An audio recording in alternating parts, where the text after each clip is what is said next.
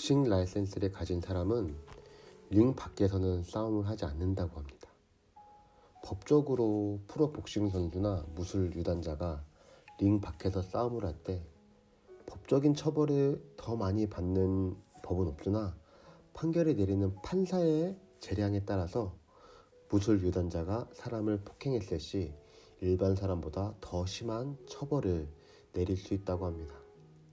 왜냐하면 그들의 주먹은 무기가 되기 때문이죠. 그들은 링 안에서의 주먹을 통해서는 승리를 얻을 수 있습니다. 하지만 링 밖에서의 주먹은 사람을 죽일 수 있습니다.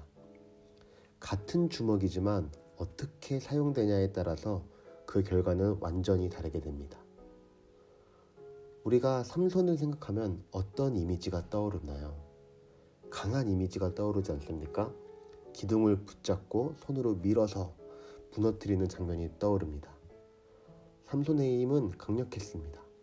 그래서 사사기 15장 15절에 보면 삼손 한 명이 1000명의 블레셋 사람을 죽였다고 기록되어 있습니다. 우리는 한 명도 아니고 두 명도 아니고 1000명을 혼자 상대했다는 것은 감히 상상도 할 수 없습니다. 이러한 삼손이 오늘 자신의 아내를 자기 친구에게 준 장인에게 분노합니다. 그래서 여우 300마리를 붙들어 꼬리와 꼬리를 묶습니다. 그리고 그것에 불을 붙여 밭으로 가게 합니다. 불이 붙은 여우는 밭을 모두 돌아다니면서 태우고 맙니다. 잔인하지 않습니까? 오늘 이러한 일을 했다면 동물 학대로 신고를 당할 수도 있었겠죠. 그렇다면 삼손은 왜 이런 잔인한 일을 했을까요? 삼손은 자기의 심기를 불편하게 한 자기의 장인에게 복수를 하기 위해서 이러한 일을 했습니다. 삼손에게 주어진 힘은 하나님의 사명을 행하기 위해 주어진 것입니다. 하지만 삼손은 그 힘을 자기의 복수를 위해 사용했습니다. 블레셋은 이러한 삼손을 유다 민족을 통해 사로잡습니다. 삼손은 자기 동족에게 붙잡혀 블레셋으로 가게 되죠. 이때 여호와의 영이 삼손에게 임했습니다. 그러자 그를 묶고 있던 밧줄이 끊어져 버렸습니다. 그리고 나귀의 턱뼈를 들고 블레셋 사람 1000명을 죽였습니다.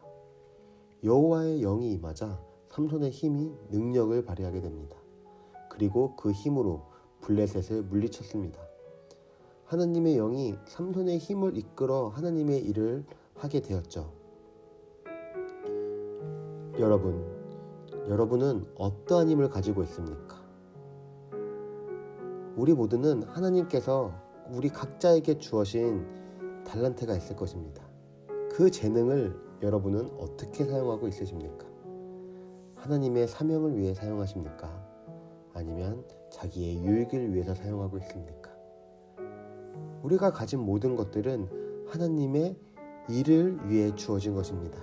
재물, 건강, 재능, 모든 것이 말이죠. 우리는 우리의 모든 것을 하나님의 사명을 위해 사용해야 합니다. 그러기 위해서는 성령의 인도하심을 구해야죠. 오늘 삼손에게 여호와의 영이 임하여 그 일을 행한 것처럼 오늘 하루도 성령의 도우심으로 우리가 가진 모든 것을 통해 하나님의 뜻을 이루어 가시는 여러분들이 되기를 바랍니다.